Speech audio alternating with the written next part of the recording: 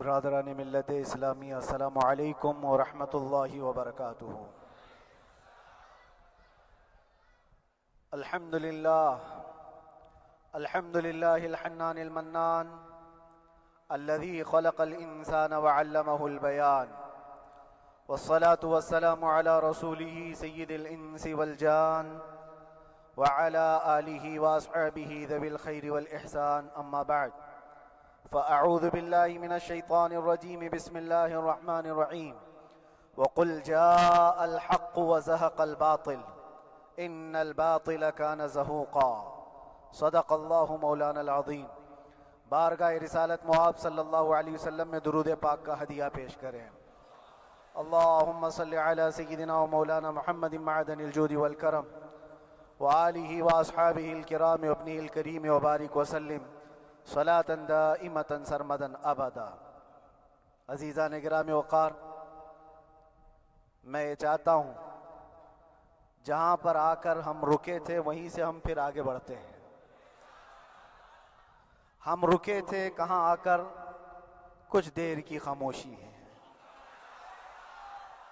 اس کے بعد ہم آگے بڑھتے ہیں، اس لیے کہ مجھے کوئی شعر اب یاد کرانے کی ضرورت نہیں اور نہ ہی کسی کے سامنے کچھ بولنے کی ضرورت ہے۔ حالات تو ایسے تھے کہ جو نان مسلم تھے وہ بھی ہمیں جیل میں دیکھ کر یہی کہتے تھے کہ آپ ہی نے کہا یہ فلاں بات۔ ہم نے کہا اللہ تبارک و تعالیٰ نے تم کو بھی یاد کرا دیا۔ میرے عزیزو، ستیزہ کار رہا ہے ازل سے تا امروز، شرار بو لہبی سے چراغ مصطفی بھی۔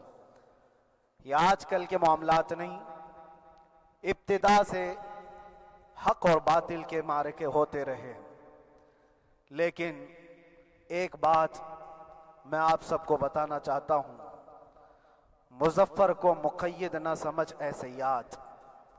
سیدنا مظفر حسین کچھوچھوی رحمت اللہ تعالی علیہ جیل گئے تھے، قید میں تھے، تب انہوں نے یہ شعر کہا تھا کہ مظفر کو مقید نہ سمجھ اے سیاد، میری یہ اسیری بھی سنت آبائی ہے۔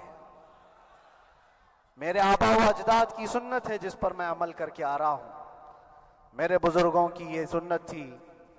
بہرحال جن کو جس راستے سے مجھے گزارنا تھا، لوگوں کے دلوں میں یہ ٹھنڈک تھی شاید کہ زبان بند کر کے چند دنوں کے لیے قید کر دیا جائے، مگر میرا عقیدہ یہ تھا کہ اللہ تبارک و تعالی جب تک چاہے کہ کوئی اس کے لیے پابندی نہیں لگا سکتا۔ وَإِن يَمْسَسْكَ اللَّهُ بِضُرٍّ فَلَا كَاشِفَ لَهُ إِلَّا هُوَ۔ رب تعالیٰ فرماتا ہے اگر اللہ تعالیٰ تمہیں کوئی مصیبت دے تو اس کے علاوہ کوئی ٹال نہیں سکتا۔ وَإِن يَمْسَسْكَ اللَّهُ بِخَيْرٍ فَلَا رَادَّ لِفَضْلِهِ، اور اللہ کسی کو بھلائی دے دے تو پھر اس کو روک بھی کوئی نہیں سکتا۔ مولا تبارک و تعالیٰ اگر کسی کو کوئی مقام عطا کر دے تو ہزاروں کیڑوں کے پھڑپڑانے سے وہ مقام ختم بھی نہیں ہو سکتا۔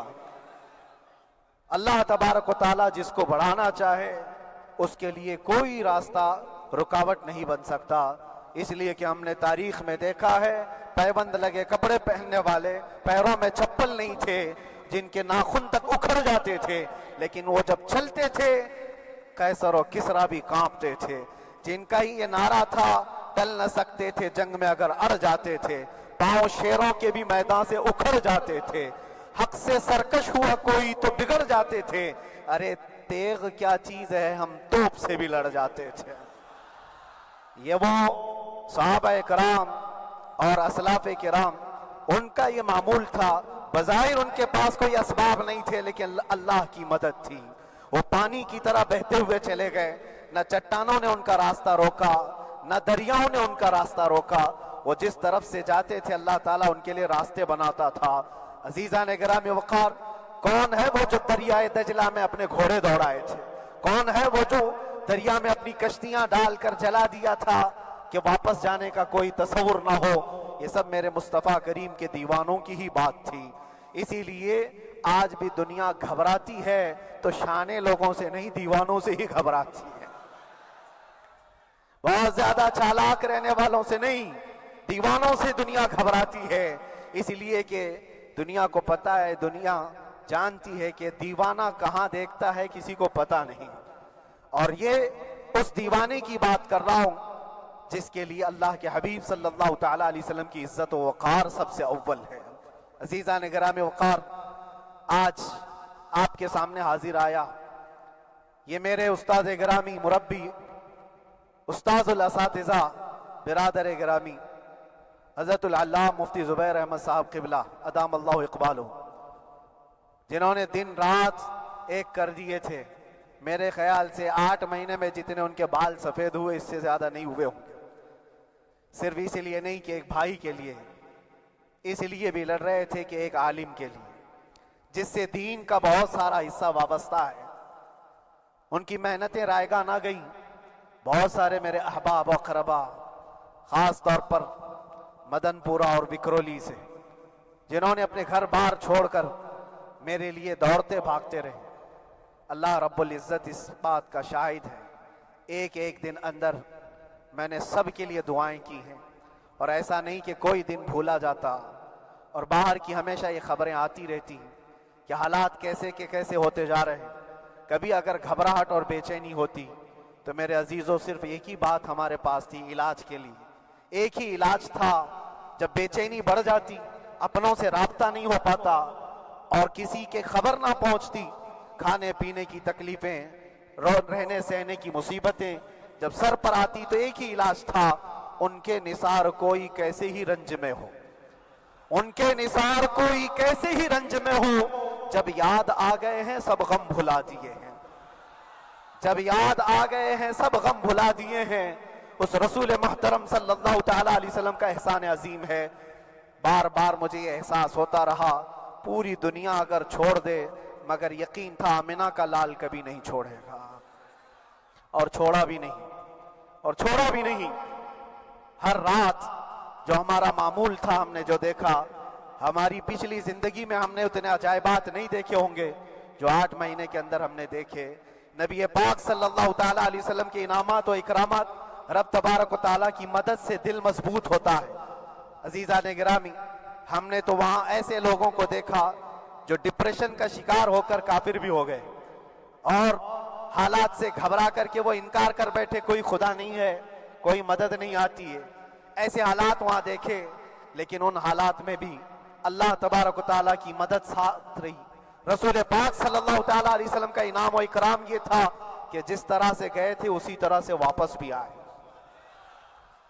जिस तरह से गए थे वैसी वापस आए। और ना मेरे मुस्तफ़ा ने बाहर मेरी इज्जत में कमी की, ना अंदर इज्जत में कमी की, कहीं पर भी नहीं। अल्हम्दुलिल्लाह, जिस शान के साथ रसूल पाक सल्लल्लाहु ताला अलैहि वसल्लम अपने चाहने वालों को रखते हैं, वो मैंने दुनिया में देखा।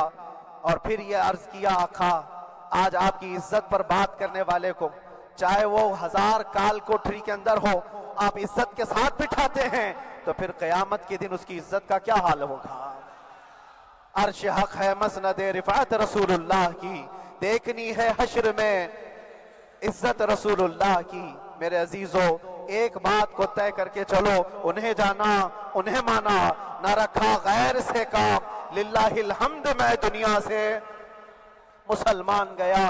उस एक बात में जो इज्जत है, दुनिया के किसी मकाम और मनसब और मर्तबे में इज्जत नहीं है। और हालात दुनिया इंशाअल्लाह मैं सुनाता रहूंगा। अल्लाह तबारक व तआला जब तक ये जुबान रखा है, हक बोलते रहेंगे और सुनाते रहेंगे, और भी हालात आपको इंशाअल्लाह अज़ीज़ आगे सुनाते रहेंगे। लेकिन आज खुसूसियत के साथ मैं जुमा के लिए इसीलिए हाजिर आया कि यहाँ के लोग पल पल याद करते रहे। हजरत मुझे हर बार खबर देते कि जब नमाज से फारिग होकर के मैं निकलूं तो मुझे लोग पकड़ लेते, क्या हुआ, अब क्या खबर है। तो जिस कदर आपकी बेचैनी थी, बेकरारी थी, मेरे अजीजों, मुझे भी मिलने की बेचैनी और बेकरारी थी। लेकिन ये एक स्टेज था जिससे गुजारा गया है, एक मकाम था जिससे गुजारा गया। मैं तो एक निकम्मा आदमी, मैं तो एक कम पढ़ा हुआ हूं, लेकिन आपको बुजुर्गान दीन की अगर तारीख पता हो, इमाम आजम अबू हनीफा रज़ियल्लाहु ताला अन्हु, जिनको नाहक जेल में रखा गया था, امام موسیٰ کاظم رضی اللہ تعالیٰ 7 سال تک قید میں رہے۔ یہ کون امام موسیٰ کاظم؟ جن کے دربار میں جانے کے لیے غوث اعظم عبد القادر جیلانی رضی اللہ تعالیٰ عنہ 4 کلومیٹر دور اپنی چپل اتار دیا کرتے تھے۔ امام موسیٰ کاظم کا وہ دربار ہے جن کو باب الحوائج کہا جاتا ہے۔ اس امام کو 7 سال تک بغیر کسی قصور کے قید میں رکھا گیا، اور حد تو یہ ہے کہ اسی قید خانے میں زہر دے کر کے آپ کو مارا گیا ہے۔ آپ کا جنازہ جیل سے نکلا تھا۔ امام احمد بن حنبل جن کو 5 لاکھ حدیثیں یاد ہیں، نبی پاک صلی اللہ تعالیٰ علیہ وسلم کی، بغداد کے سرے بازار آپ کو ننگی پیٹھ پر کوڑے مارے گئے۔ آپ کو اندازہ ہے بزرگان دین کی ایک لمبی فہرست ہے۔ جب میں وہاں گیا تھا تو ایک بزرگ کی بڑی یاد آئی، وہ تھے حضرت مجدد الفیسانی رضی اللہ تعالیٰ۔ اکبر جیسے ڈکٹیٹر کے سامنے، اس زمانے کے سب سے بڑے ڈکٹیٹر بادشاہ کے سامنے آپ نے حق بات کا اعلان کیا تھا۔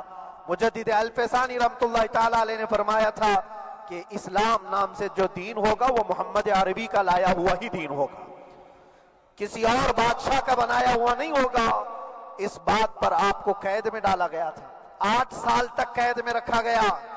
8 سال میں بادشاہ مر بھی گیا، بیٹا بادشاہ بنا، لیکن کسی نے آ کر جہانگیر کے سامنے یہ بات رکھی کہ آپ کے باپ نے جس مولانا کو قید میں ڈالا تھا گوالیار کی جیل میں، 8 سال میں جیل کا نقشہ بدلا ہوا ہے۔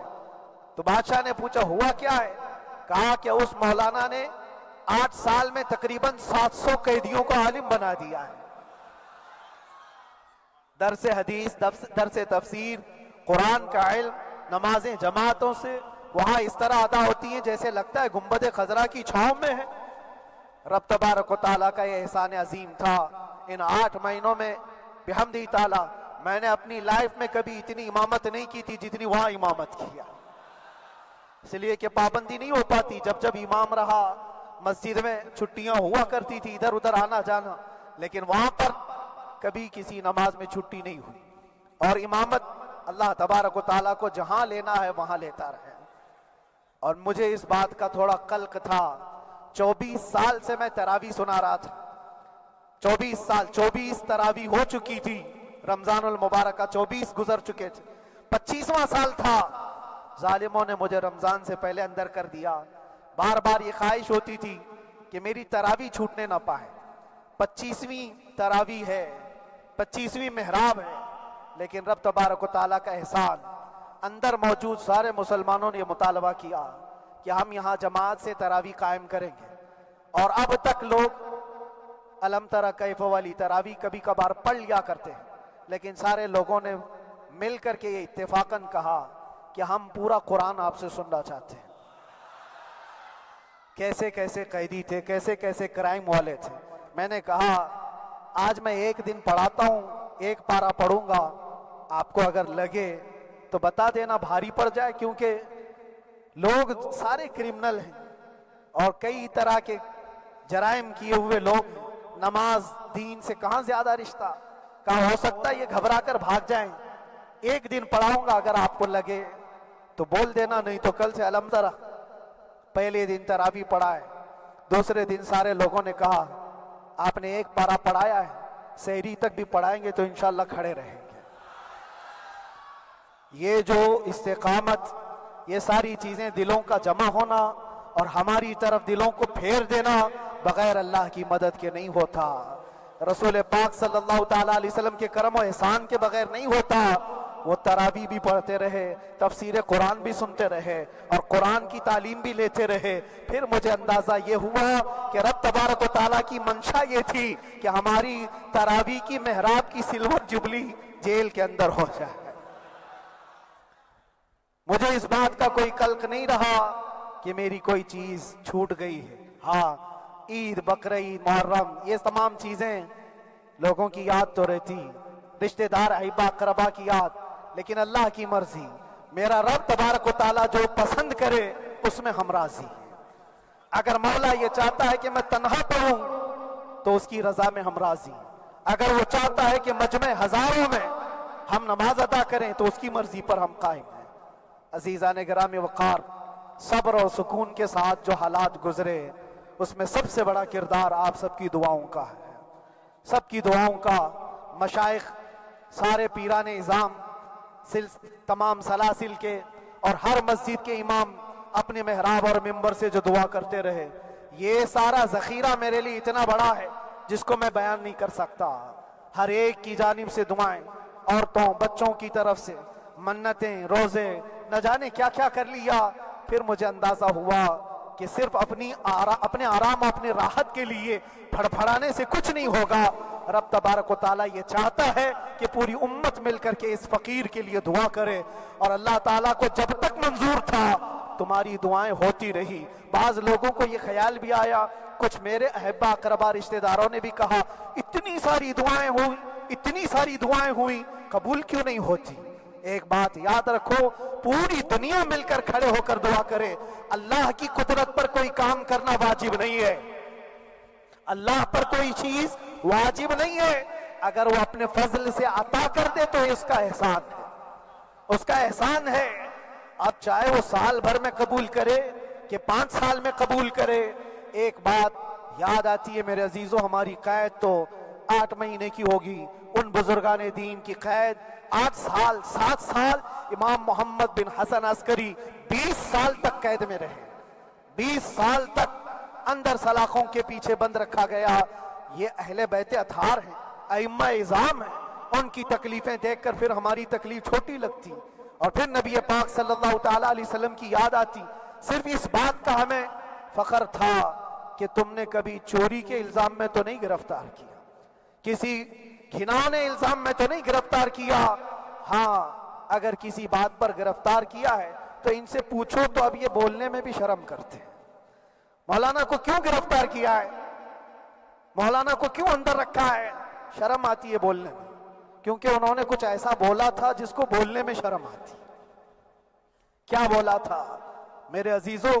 یہ ایک الگ کہانی ہے، ابھی میں اس پر کچھ گفتگو نہیں کرتا، اس لیے کہ ہر ایک کو یاد ہو چکی ہے، ہر ایک کو یاد ہے۔ میں اس کہانی کی طرف نہیں جاتا، لیکن اتنا مجھے آج اس ملک میں رہتے ہوئے احساس ہے کہ ابھی بھی انصاف ختم نہیں ہوا ہے۔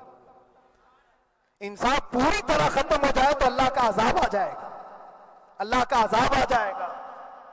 چند لوگ نا انصافی کر سکتے ہیں، لیکن پوری کی پورے روئے زمین پر رہنے والے انسان نا انصافی کرے، ایسا نہیں ہوتا۔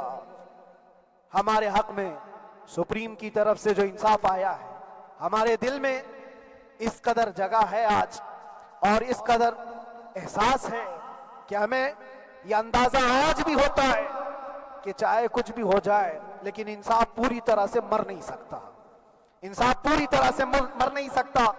یہ ہمارا ملک عزیز ہندوستان کسی خاص آدمی کے ٹھیکیداری میں نہیں ہے، سبھی کا خون شامل ہے یہاں کی مٹی میں، کسی کے باپ کا ہندوستان تھوڑی ہے،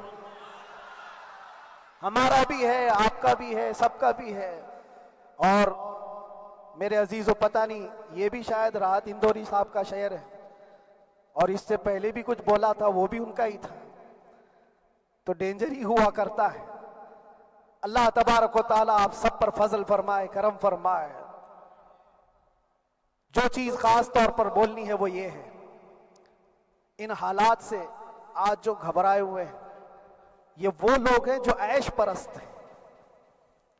میں کسی کو خاص ٹارگٹ کر کے نہیں کہنا چاہتا، لیکن بہت سارے وہ لوگ جو اثر و رسوخ رکھتے ہیں لیکن وہ آگے آنا نہیں چاہتے۔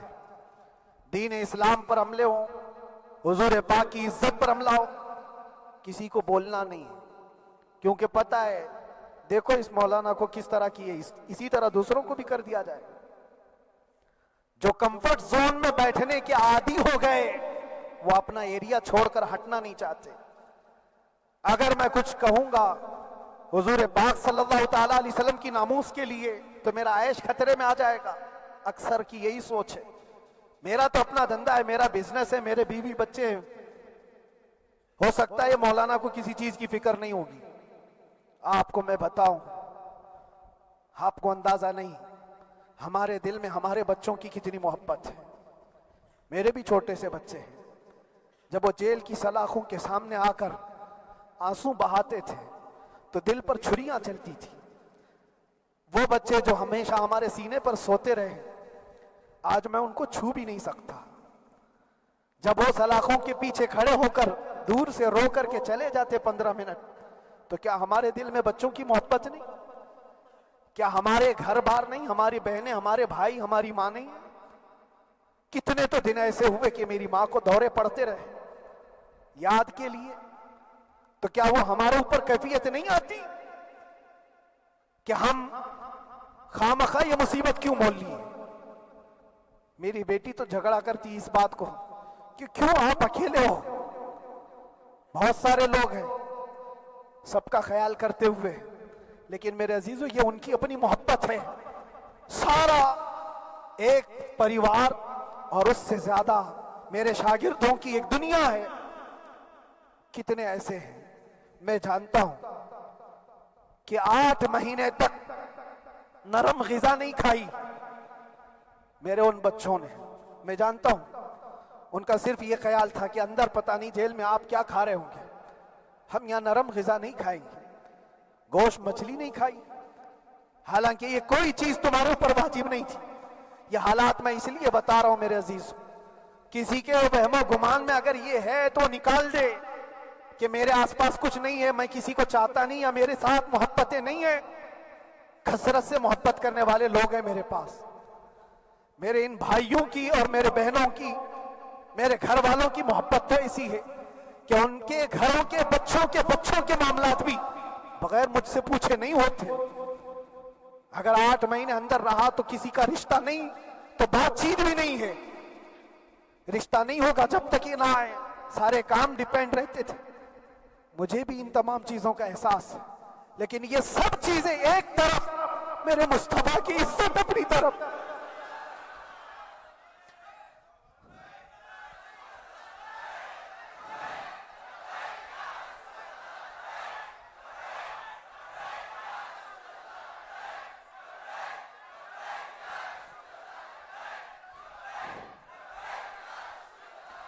میرے عزیزوں, ہر ایک کے آنسوں کے قطرے میں نے دیکھے, بھائیوں کے, بہنوں کے, میرے پاس ملنے کے لیے میرے جو شاگرد آتے ان کے.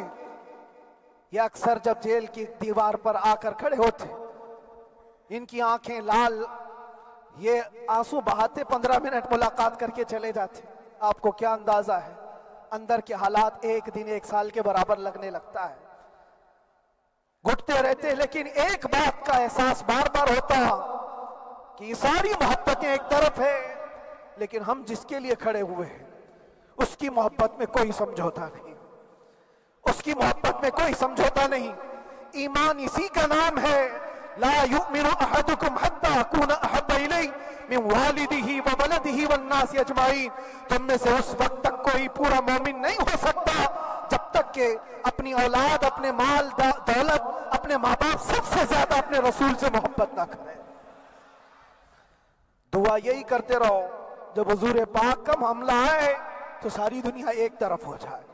میں نے ایک واقعہ پڑھا تھا اندر ہی, حضرت خالد بن ولید رضی اللہ تعالیٰ ایک قلعے پر اچانک حملہ آور ہوئے تھے. وہ قلعے میں موجود جو دشمنان اسلام تھے ان کی پارٹی چل رہی تھی. بڑے بڑے قالین, صوفے بچھے ہوئے, تشتوں میں قیمتی کھانے رکھے ہوئے تھے.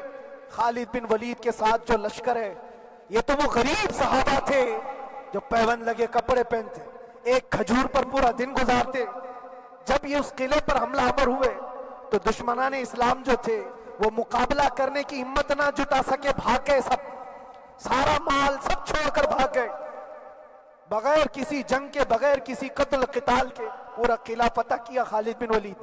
اب سنو, جو صحابہ تھے وہ مال غنیمت جمع کر رہے تھے, کیونکہ یہ عرب کے لوگ ایسے مہنگے قالین نہیں دیکھے تھے, ایسے مہنگے صوفے, اتنی قیمتی غذائیں انہوں نے دیکھی نہیں تھی. سب جمع کرنے لگے.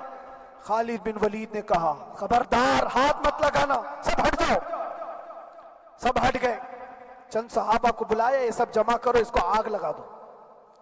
پورا مال غنیمت جو تھا آگ لگا دیا. تو جو صحابہ تھے وہ کہنے لگے, کیا یہ اچھا ہوتا یہ سب میں آپ تقسیم کر دیتے؟ یہ بہت قیمتی چیزیں ہیں، عرب میں ہم لے جاتے تو یہ بہت مہنگی چیزیں ہیں۔ خالد بن ولید نے کیا کہا جانتے ہو؟ کہا اگر تم کو بھی ان تمام چیزوں کی عادت لگ جائے تو تم بھی ویسے ہی بھاگو گے جیسے یہ بھاگے۔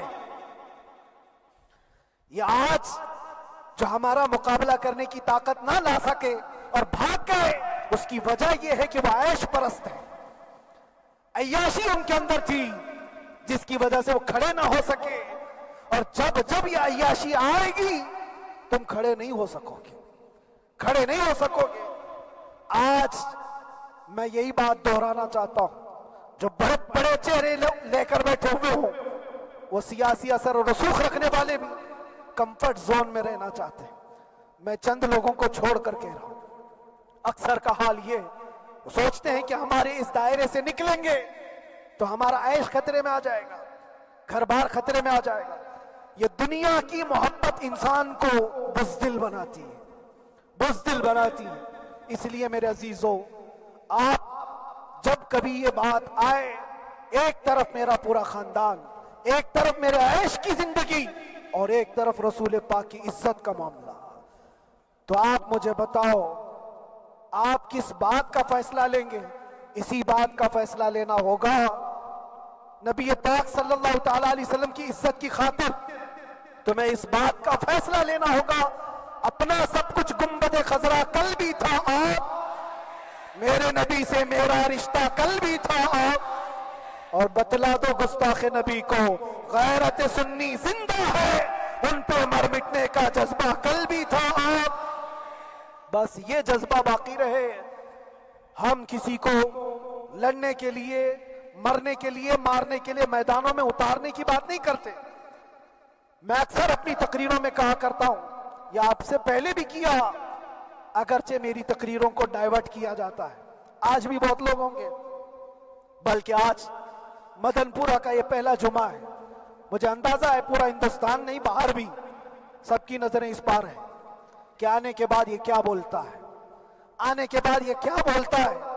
سب اسی انتظار میں ہیں، میں سب کو ایک ہی میسج دوں گا، آنے کے بعد وہی بولے گا جو پہلے بولتا تھا۔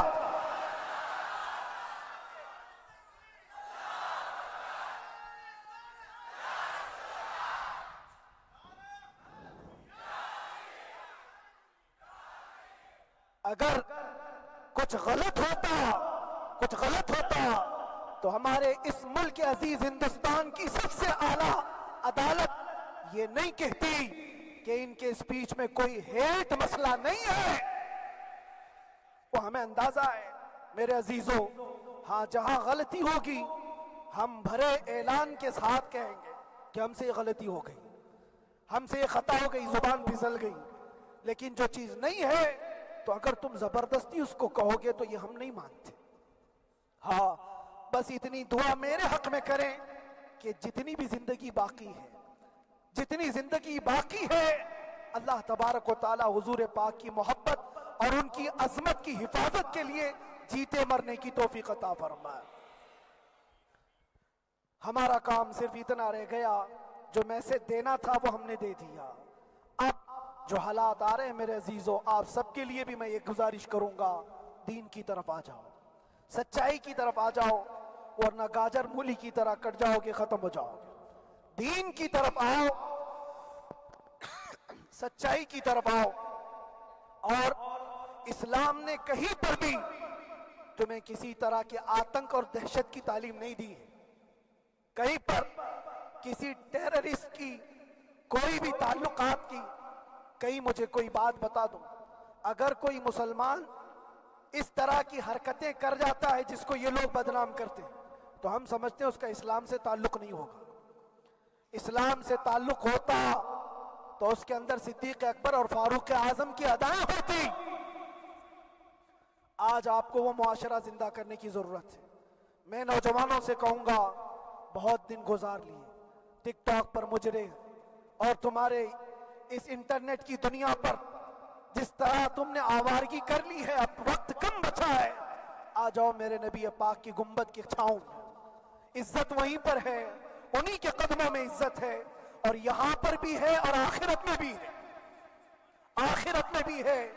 بس اس عزت کے لیے آپ سب سے میں گزارش یہ کروں گا، سچائی کی طرف واپس آ جاؤ، سچائی کی طرف واپس آ جاؤ۔ جو تمہاری نمازیں باقی ہیں اس کو پوری کر لو، اس سے پہلے کہ دنیا تم پر نماز پڑھ دے، اس سے پہلے کہ تمہارے جنازے کی نماز پڑھی جائے، اپنی نمازیں کمپلیٹ کر لو۔ اور علماء ذوی الاحترام کا ادب و احترام اپنے اندر رکھو۔ صرف اس بات کے لیے آپ کو میں احساس دلانا چاہتا ہوں کہ مجھے جس راستے سے گزارا گیا، جتنے دن قید و بند کی صحبتیں گزاری گئی، یہ صرف یہ میسج دینا تھا کہ پھر اس مولانا کا یہ ہو سکتا ہے تو چھوٹے چھوٹوں کی کیا کر دیں گے۔ ایسا اگرچہ آ جائے موقع تب بھی گھبرانے کی ضرورت تھی۔ آپ کو پتہ ہے اس ملک عزیز ہندوستان کی آزادی میں 30,000 علماء کو پھانسیوں پر لٹکایا گیا۔ انگریزوں نے 30,000 علماء کو کشمیر سے لے کر دلی تک ہر درخت پر ایک عالم کی لاش لٹکتی تھی۔ انہوں نے قربانیاں دی ہیں، قربانیاں بزرگان دین کے علماء ذوی الاحترام کی ہوئی ہیں۔ یہ اور بات ہے کہ اس جنریشن نے آج ہم کو دیکھا تو ان کو بہت بڑا لگتا ہے، یہ کوئی بہت بڑی بات نہیں تھی، بہت بڑی بات نہیں تھی۔ اس پروسیس سے بہت سارے علماء کو گزارا گیا ہے۔ سرکار مجاہد ملت رحمت اللہ تعالی علیہ ایمرجنسی کے زمانے میں 18 مہینے تک قید میں گزارے، 18 مہینے تک ایمرجنسی، وہ بھی ڈکٹیٹر کا زمانہ تھا۔ اس زمانے میں بھی آپ اندر رہے، لیکن باہر آنے کے بعد نہ آپ کے مشن میں کوئی کمی آئی، نہ آپ کی زبان میں کوئی لکنت آئی۔ اللہ والے جو ہیں وہ اللہ کی رضا کی طرف اور رسول پاک کی رضا کی طرف ہوتے ہیں۔